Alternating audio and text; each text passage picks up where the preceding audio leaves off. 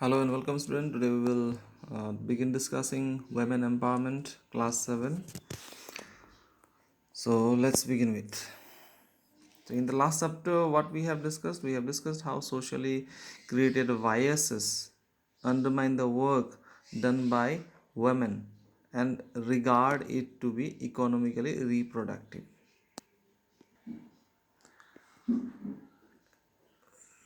Even though, according to NSS 61st round survey 2004 and 5 in India, 83.6% women are engaged in agriculture.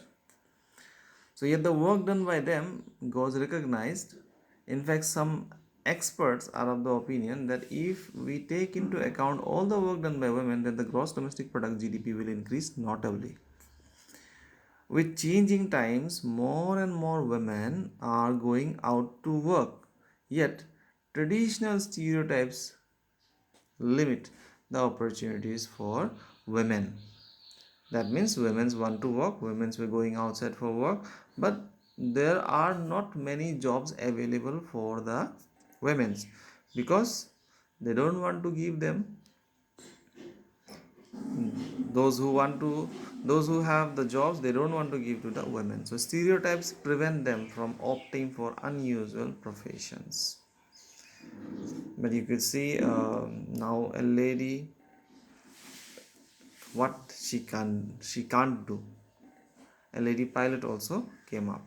So as discussed in chapter in class 6, stereotype is a group of traits which were kept in our mind by our, maybe our society, maybe our parents or members of a specific social group, and it results from narrow mindedness. Okay, so stereotype shows narrow mindedness. Societal norms compel women to take up roles that are related to the part of a caregiver. Society looks women in that way. Traditional values also tend to influence even the choice of subjects in schools. It is supposed that girls should not venture in science and technology as they are not competent in dealing with technical things. Since they are seen as the weaker sex, they do not get adequate support in the field of physical education. So they were always told to prefer home science, sociology, this type of subjects. So breaking stereotypes, Sampada Sawant is underneath the chassis of a car, her top full of grease stains. A range of spanners lie on one side, and her son's school bag on the other. Sampada, owner of Sarvas Motors in Kandivali, Mumbai, is one of the city's few female mechanics. Is it clear? Sampada Sawant, a Mumbai girl, okay, a Maharashtrian girl, women now. She is the owner of Sarvas Motors in Kandivali. She is a mechanic. Okay. Sampada says, I want to do something different.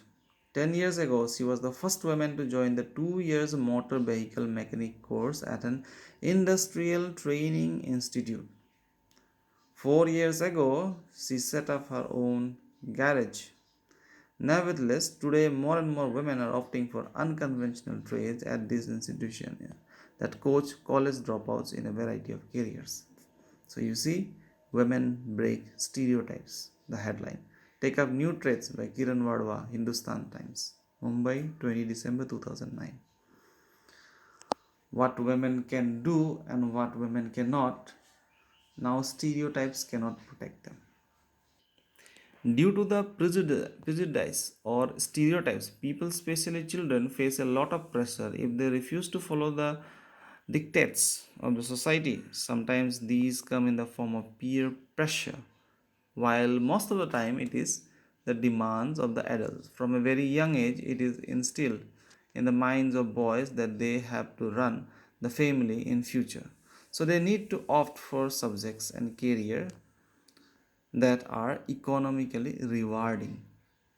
On the other hand, girls are encouraged to be mild mannered and docile. From a very early age, girls learn to do household chores and are expected to choose a conventional profession that is not very demanding. Do not be timid like a girl, boys do not cry, girls should be sensitive and friendly, are all cliched comments that promote gender inequality.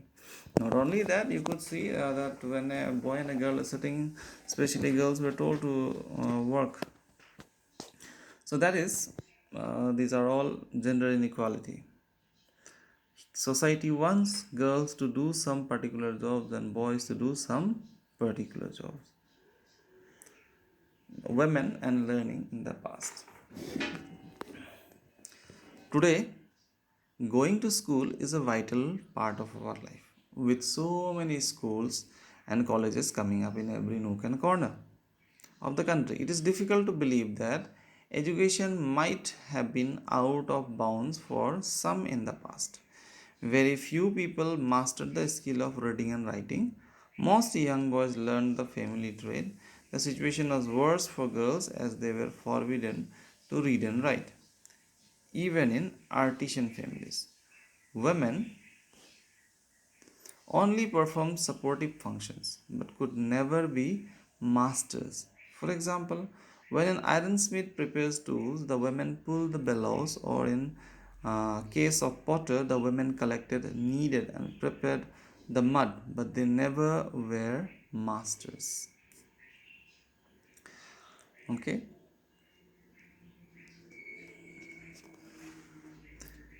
The 19th century was an age of new awakening, as many new thoughts about education and learning surfaced among women mostly. So, new educational institutions were established, but the situation did not change for the women.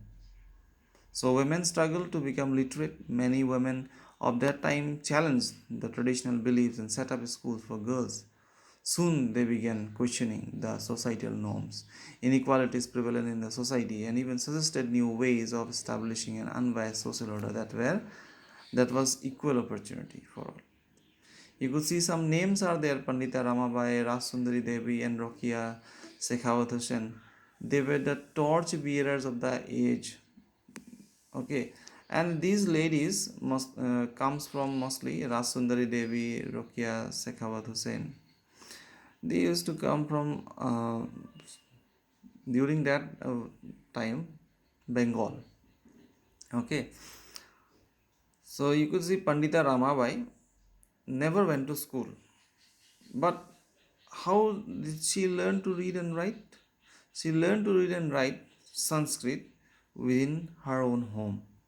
An extraordinary feat for women of her time. She fought for the cause of women's education and opened Mukti Mission in Khergaon near Pune in 1898 that still exists and continues to work for the upliftment of women. Here, poor women and widows are not only imparted education but also taught an array of unconventional skills like carpentry and running a press. So Raschandri Devi taught herself to read and write behind closed doors in an age when it was thought that if a woman learned to read and write, you will be shocked to know that they used to learn while cooking. Within kitchen they were learning. So if a woman learn to read and write, what will happen? So bad fortune will come. Some this type of stereotypes were there. Even her husband will die. So after learning alphabets, she first read Chaitanya Bhagavat through her life story Amar Jivan. She published first autobiography to be written by an Indian woman. She threw light on the tiresome daily life and experiences of the women of that age. Rokia Shakawat Hussain, born in a rich family, was fluent in Urdu but was not allowed to learn Bangla and English. It was believed that these two languages would expose one to new ideas that were not good for women. However, she learned Bangla and English with the help of her elder sister and brother, and eventually became a writer. She wrote Sultana's Dream in English in 1905 about a place called Ladyland where gender responsibilities were reversed. That means all the works were done by women's. She wrote about innovation by women like flying air cars, that is aeroplane, controlling rain, etc.